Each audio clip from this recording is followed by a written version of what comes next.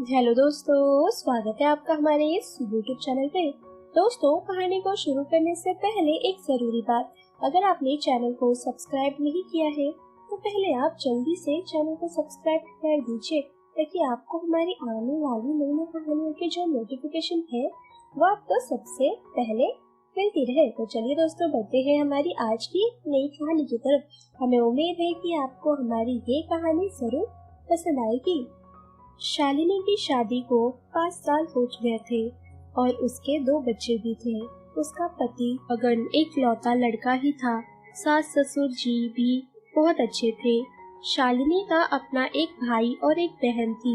बहन अनीता उससे 5 साल छोटी थी। ईहर में स्कूल केवल 12वीं तक ही था, इसलिए आगे की पढ़ाई के लिए नीता को शहर जाना था। ऐसे में शालिनी के सास ससुर जी ने कहा कि अनीता यहीं से पढ़ाई कर सकती है, वरना अकेली लड़की बाहर कहाँ रहेगी। दोनों परिवार इस बात पर सहमत हो गए। अनीता अब शालिनी के घर से ही कॉलेज जाने लगी। शुरू में 4-5 महीने तो अच्छे से निकल गए, लेकिन शालिनी की सास को पिछले कुछ दिनों से अनीता की हरकतें देखकर कुछ भी ठीक नहीं लग रहा था। दरअसल उसके घर में एक परिवार किराए से रहता था और उनका लड़का अनुज अनीता के उम्र का ही था।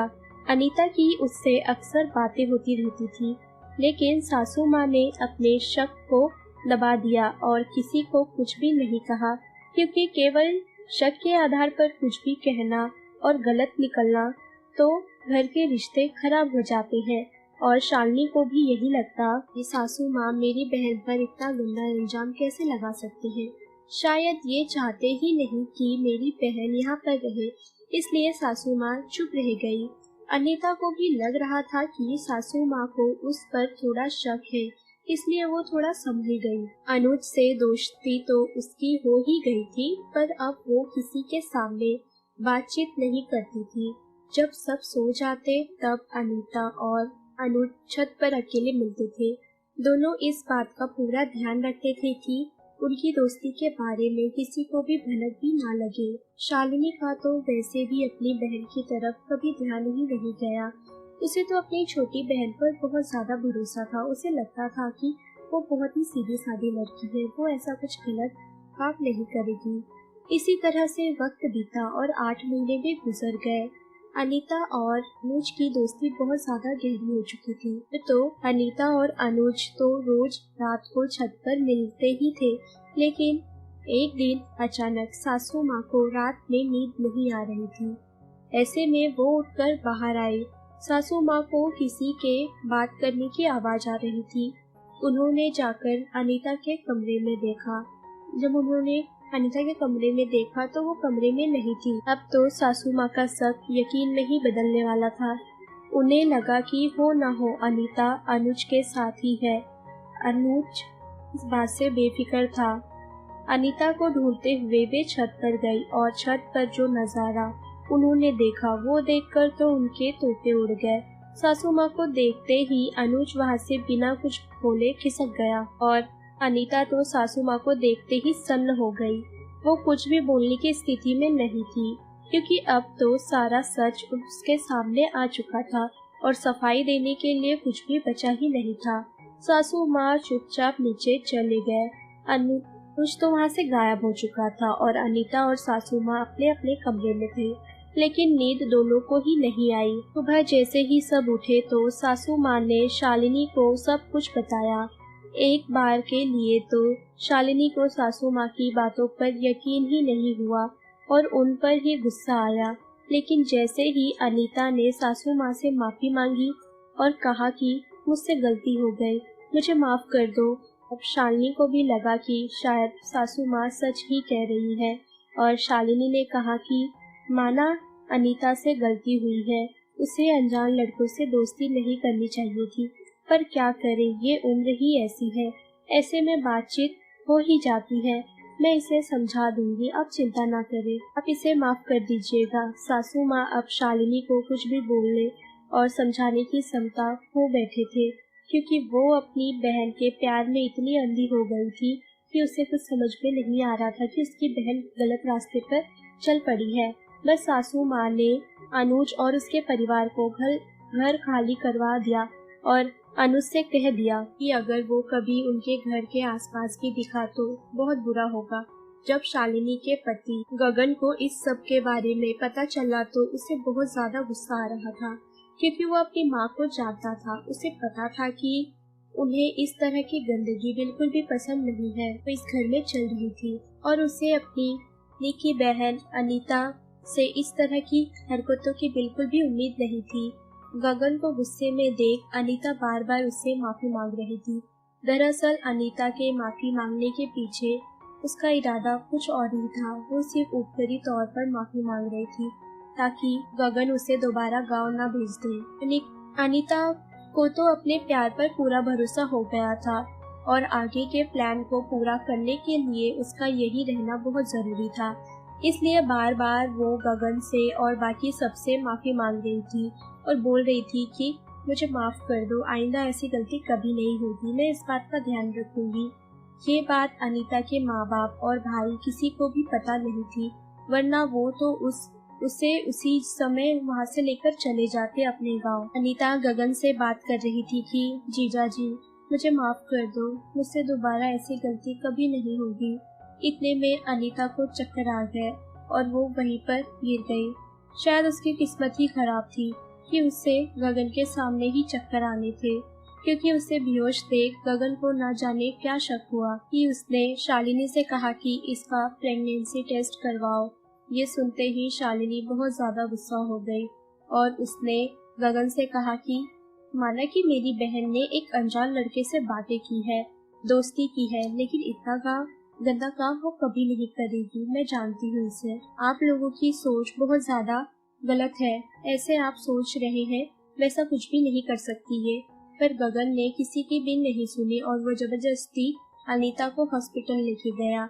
शालिनी भी गगन के साथ गई ताकि जब उसकी बहन की रिपोर्ट नेगेटिव आए तब वो सबको बता सके कि वो लोग कितने गलत थे। शालिनी को अपनी बहन अनीता पर पूरा विश्वास था कि वो गलत नहीं कर सकती, पर जब डॉक्टर ने कहा कि अनीता की प्रेगनेंसी को 3 महीने हो चुके हैं, तब तो शालिनी को बहुत बड़ा झटका लग गया।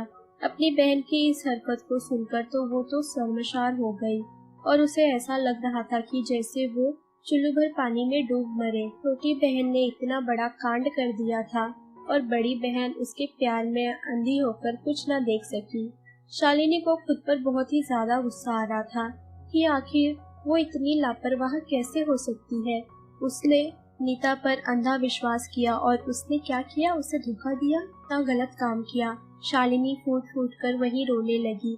ऐसे में गगन ने उससे कहा कि जो होना था वो हो गया, अब तुम ये सोचो कि आगे क्या करना है। ऐसे में शालिनी ने कहा कि अब तो ऑपरेशन ही एकमात्र विकल्प है। जब शालिनी ने अनीता से कहा कि चलो तुम्हारा ऑपरेशन करवाना है, अनीता इतनी बेखौफ और बेशर्म हो गई थी कि उसने कहा कि नहीं, मैं इस बच्चे को पैदा करना चाहती हूँ, हम दोनों एक दूसरे से शादी करेंगे, मुझे यकीन है कि जरूर मुझसे शादी करेगा। शालिनी ने अनीता को समझाने की बहुत कोशिश की, लेकिन अनीता नहीं मानी और अपनी बात पर वो अड़ी रही। ने ऑपरेशन भी नहीं करवाया। ऐसे में गगन अनीता को समझाने आया और उसने कहा कि देखो अनीता, तुम जो सब कुछ सोच रही हो वो बिल्कुल गलत है। वो लड़का 1 नंबर का आवारा है और वो तुमसे कोई प्यार व्यार नहीं करता है। इस बात पर तो अनीता तिलमिला उठी और गगन पर ही चिल्लाने लगी कि आप लोग चाहे जो कर लो, मैं अपने बच्चे को गिराना नहीं दूंगी। ऐसे में गगन अनीता से कहा कि तुम खुद अपनी इज्जत को इस तरह क्यों उछालना चाहती हो? इतना तेज चिल्लाकर तमाशा करने की आखिर क्या जरूरत है? तब अनीता ने कहा कि लोगों को भी तो पता चलना चाहिए कि आप सब मिलकर मेरा बच्चा गिराना चाहते हैं। अब तो गगन के सब्र का बांध टूट गया। उसने अनीता को खींचकर एक तमाचा जड़ दिया और जबरदस्ती उसका ऑपरेशन भी करवा दिया। अनीता बहुत रोई पीटी, लेकिन गगन ने उसकी एक भी नहीं सुनी। ऑपरेशन के बाद गगन ने अनीता को उसके गांव में जाकर छोड़ दिया। सारी बात उसके मम्मी पापा और भाई को भी पता चली तो वो सब भी बहुत ज्यादा शर्मिंदा हुए अनीता की इस हरकत पर और उन सब ने ससुराल वालों से बहुत माफी भी मांगी। इतना सब कुछ होने के बाद भी अनीता के सर से प्यार का भूत नहीं उतरा था। एक दिन सबसे छुप कर उसने अनुज को फोन भी लगाया और उससे कहा कि अनुज तुम आ जाओ यहाँ पर, हम भाग चलते हैं, हम शादी कर लेंगे भागकर। तुमसे बहुत प्यार करती हो और मुझे पता है कि तुम्हें मुझसे बहुत प्यार करते हो। फिर आज नहीं तो कल घर वाले मान ही जाएंगे जब हम शादी कर लेंगे। अनीता की बात कर अनुज हंसने लगा और कहा कि तुम पागल तो नहीं हो गई हो क्या? तुम्हारी तरह बहुत सारी गर्लफ्रेंड है मेरी। मैं क्या सबसे शादी करता फिरूं? ये रह गया है क्या मेरी जिंदगी में? ये सुनकर तो अनीता ने कहा कि तुमने तो मुझसे कहा था कि तुम मुझसे प्यार करते हो और मुझसे तुम शादी भी करोगे। मैंने तुम पर विश्वास करके खुद को सौंप दिया और अब तुम इस तरह की बातें कर रहे हो। मुझे पता है कि तुम मेरे परिवार वालों से डर रहे हो, लेकिन तुम्हें डरने की कोई जरूरत नहीं है। इसमें डरने की कोई भी बात नहीं है। शादी के बाद सब कुछ ठीक हो जाएगा। इस पर अनुज ने कहा कि डरता तो मैं तुमसे शादी करने से नहीं हूँ। ये बातें तो मैंने सिर्फ तुम्हें पटाने के लिए की थी। और इतना बोलकर उसने फोन भी रख दिया।